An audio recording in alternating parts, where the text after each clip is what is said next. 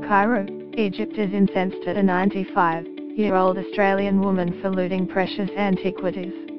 Perth woman Joan Howard, dubbed Indiana Joan, has been accused by a group of concerned Egyptian archaeologists of looting artifacts from Egypt, Jordan and Palestine.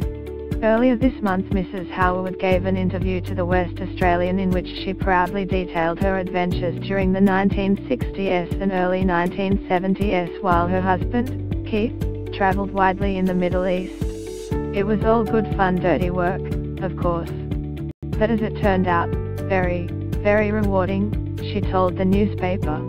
The antiquities are said to be worth around $1 million. Mrs. Howard used the diplomatic freedom afforded by her husband's job with the United Nations to travel between Syria, Egypt, Lebanon, Jordan, Palestine and Israel, where she volunteered on archaeological digs with British and American archaeologists.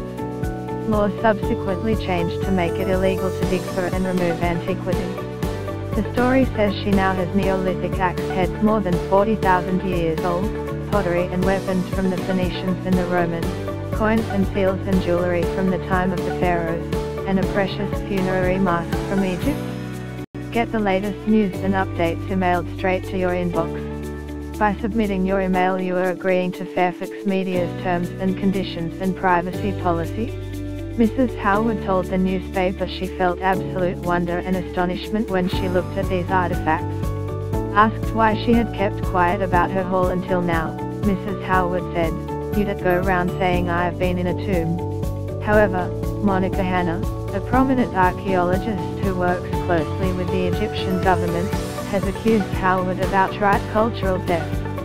"I wrote this open letter, https://mpr1beoqpj to the Australian ambassador regarding the illegal activities of Mrs.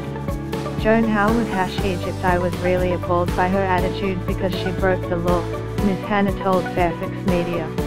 "This is not something nice or fashionable to do, to come and pretend to be Indiana Jones." Shaban Abdelgawad, the Director General of the Retrieved Antiquities Department at Egypt's Supreme Council of Antiquities, said, "We want to investigate how these pieces made it out of Egypt illegally." Egypt's Foreign Ministry has contacted Australian authorities to open an investigation, Mr. Gawad said, and Neil Hawkins, Australia's ambassador to Egypt, was aware of the case. Ms. Hanna said Mrs. Howard's digs were not authorised by any education.